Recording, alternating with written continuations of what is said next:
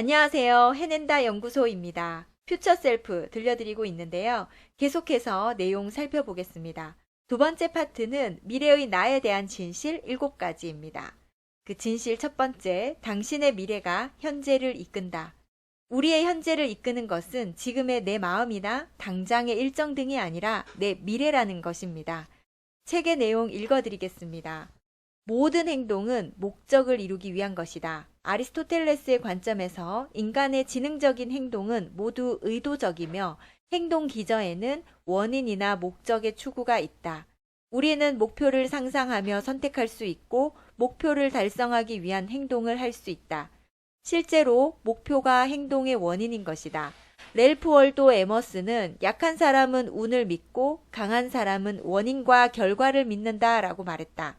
여기서 당신과 내가 스스로에게 물어야 할 본질적인 질문이 생긴다. 삶이 우연이라고 믿는가 아니면 삶을 개척할 수 있다고 믿는가?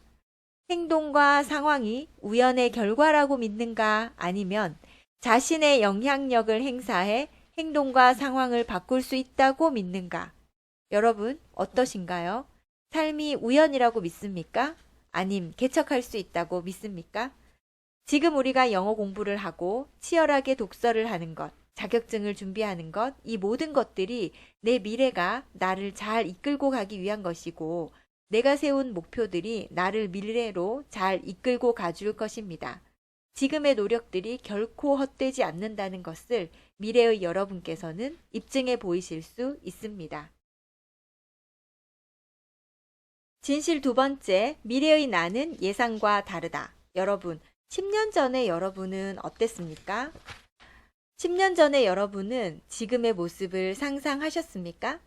책의 내용 읽어드리겠습니다. 사람들 대부분은 10년 전 자신의 모습을 기억할 수 있다. 하지만 미래의 어떤 모습이 될지는 잘 상상하지 못한다. 그리고 상상하기 어렵기에 일어나지 않을 거라고 착각한다. 미안하지만 상상이 안 된다라고 말하는 것은 상상력 부족만 자인하는 꼴이다. 어떤 일을 상상할 수 없다고 해서 그 일이 일어날 가능성이 없다는 말은 아니다. 저명한 심리학자 캐롤 드웩은 현재의 나와 미래의 내가 본질적으로 같은 사람이라는 믿음을 고정 마인드셋이라는 용어로 설명한다. 현재의 나는 일시적이다. 성장 마인드셋을 지닌 사람은 자신을 증명하려고 노력하기보다 배우고 성장하는 일에 더 관심을 둔다. 성장 마인드셋은 정체성을 유연하게 만든다. 그래서 성장 마인드셋을 지닌 사람은 적극적으로 통찰력을 키우고 관점을 바꾼다. 그들은 사고방식과 판단, 가치관을 지속적으로 향상시킨다. 고정 마인드셋이 아닌 성장 마인드셋을 지녀야 합니다. 여러분은 계속 움직이고 변화합니다. 과거 어느 책에서 읽었던 글이 생각납니다. 흐르는 강물에는 2번 발을 담글 수 없다. 시간도 삶도 우리도 흘러갑니다. 계속 변화할 수밖에 없는 구조에서 우리는 적극적으로 변화해야 합니다. 진실 세 번째, 미래의 나는 피리 부는 사람이다. 중세시대 하멜른의 피리 부는 사나이라는 전설 기억하시나요? 하멜른에는 쥐떼가 들끓어 전염병이 퍼졌다. 피리 부는 사나이는 돈을 주면 쥐떼를 없애주겠다고 제안했다. 시민들은 그의 제안을 받아들였다. 사나이는 피리를 불어 쥐떼를 도시에서 몰아냈지만 시민들은 돈을 주지 않았다. 사나이는 그들에게 벌을 주려고 피리를 불어 시민들의 어린 아이들을 유인했다. 그리고 아이들을 언덕에 영원히 가두었다. 이 우화의 요점은 무엇일까? 자신이 하는 행동은 좋게든 나쁘게든 결과가 생긴다는 것이다. 어떤 행동을 하든 그 행동에 다양한 요소가 결부되어 결과가 생긴다. 미래의 나는 현재의 결정이 쌓이고 쌓여 생긴 결과다. 저는 이 글을 읽으며 문득 이런 생각이 났습니다. 지금 내가 찍고 있는 점들, 그러니까 이런 순간들이 모여 결국 내가 만들어지는 게 아닐까라고요. 저는 우리가 찍는 점들이 우리 미래의 자유를 결정짓는 것이라고 생각합니다. 여기서 자유는 시간의 자유와 돈의 자유 모두를 의미합니다. 지금을 어떻게 보내느냐에 따라 미래, 나의 자유가 결정됩니다. 진실 네 번째, 미래의 나를 생생하고 자세하게 그릴수록 더 빠르게 발전한다. 책이나 영화를 보면 길을 잃은 사람들이 원을 그리며 방황하는 모습이 자주 나온다. 그래서 연구자들은 그 현상을 테스트했다. 사람들은 명확한 방향이 없을 때 원을 그리며 방황하는가? 숲속에는 실험 참가자들을 안내하는 표지판이 없었다. 그래서 그들은 자신의 방향 감각과 똑바로 걸을 수 있는 능력에만 의존해야 했다. 실험이 끝난 뒤 질문을 받은 몇몇 참가자들은 자신이 직선 경로를 벗어나지 않았다고 확신했다. 하지만 GPS 분석을 관찰하니 그들은 지름 20m 이내의 원을 그리며 걸었다. 실험 결과 사람들은 자신이 걷는 방향에 대한 믿을 만한 단서가 없으면 실제로 원을 그리며 걷는다라는 사실이 밝혀졌다. 저는 이 부분을 읽으며 우리가 원을 그리며 걷는 것은 자꾸 뒤돌아보며 불안한 미래와 현실을 비교하는 것에서 시작된다고 생각합니다. 앞으로 쭉 나아가지 못하고 뒤를 돌아보며 확인하는 불안한 걸음들. 그 걸음들이 결국 원점으로 돌아오게 만들지 않았나 싶은데요. 인생도 마찬가지입니다. 내가 나아가야 할 미래 내 모습이 명확하게 보이지 않으면 자꾸 뒤돌아보며 과거 나의 모습을 맴도는 것 같습니다. 아직 내 미래가 상상이 안 되시나요? 그럼 먼저 내가 되고 싶은 나의 미래를 시원하게 구체적으로 한번 그려보십시오. 그리고 그 모습을 향해 쭉 앞으로 나아가세요. 분명 그곳에 도착할 것이라고 생각합니다. 진실 다섯 번째, 미래의 나의 실패가 현재의 나의 성공보다 낫다. 배움의 기술이라는 책의 저자이자 체스 신동에서 인터내셔널 마스터가 됐던 조 씨는 갖고 있던 명성을 내려두고 상대와 무술을 겨루는 형태의 태극권인 타이지 푸시 핸드로 길을 바꿨다. 그리고 그는 2004년 월드 챔피언이 됐다. 그는 이렇게 말했다. 내가 가장 잘하는 건 태극권도 체스도 아니라는 걸 깨달았다. 내가 가진 최고의 기술은 배움의 기술이다. 라고. 조 씨에게 실패에 투자하는 행위는 미래의 나를 향한 의도적인 배움의 속도를 높이는 것이었습니다. 지금의 실패를 반기고 현재의 실패로 인해 미래의 성공이 있다는 믿음, 그리고 배우고 도전하는 것 자체의 기쁨을 느낀다면 자연스럽게 성공이 따라오지 않느냐고 조 씨가 말하는 것 같습니다. 진실 여섯 번째, 성공하려면 미래의 나에 진실해져야 한다.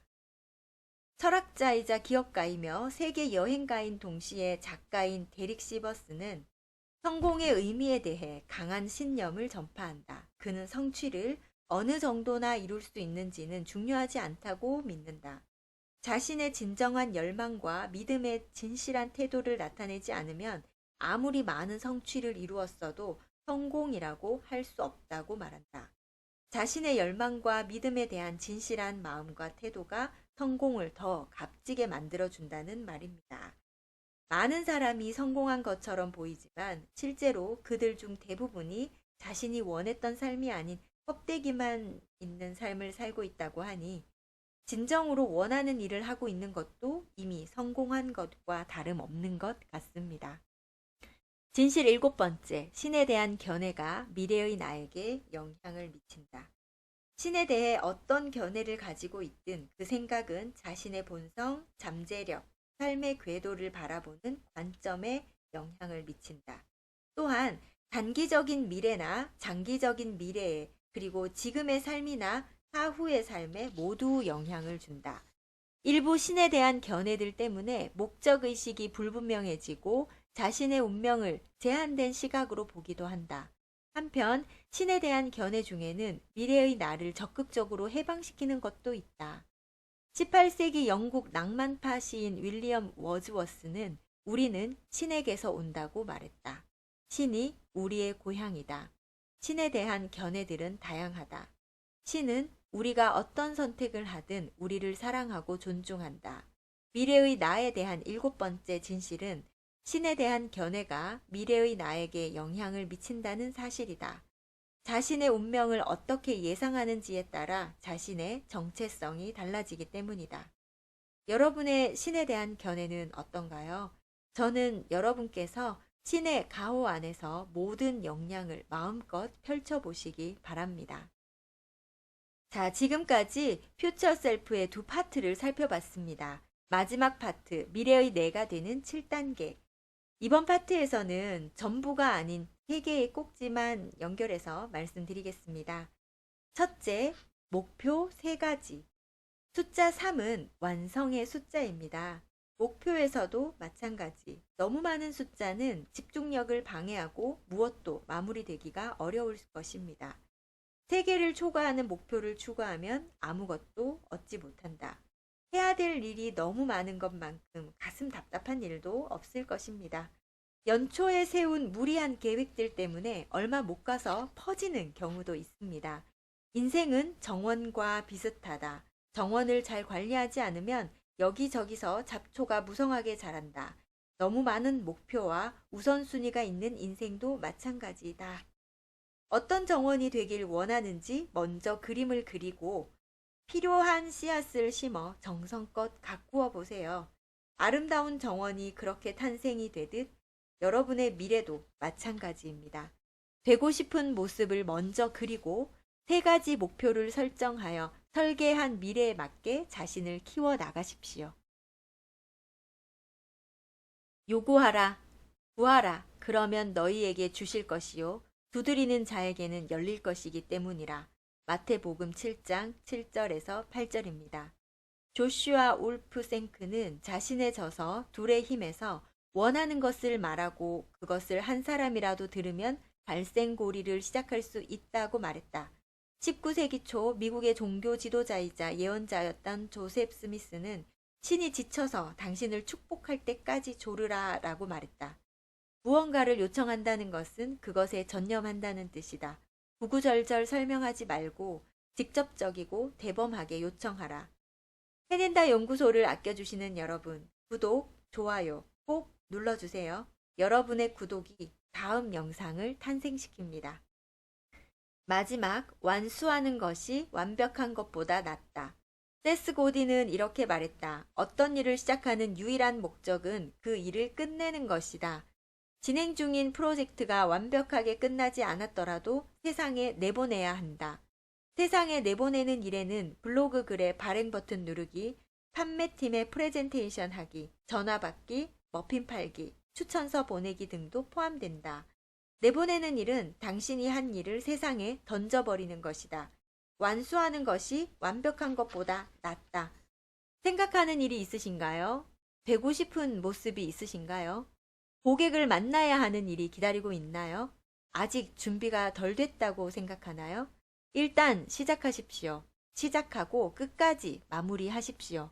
완벽한 것보다 준비하고 마음먹은 것을 세상에 내보내고 꾸준하게 한 걸음 앞으로 나아가는 것이 더 중요하다고 강조하고 있습니다. 자, 이렇게 해서 퓨처 셀프 덱을 모두 들려드렸습니다. 머릿속에 다양한 생각의 장이 열리셨나요? 함께한 내용들을 잊어버리지 마시고 여러분의 빛나는 미래를 만들어가는 한 방울의 마중물이 되길 바라면서 이상 마치도록 하겠습니다.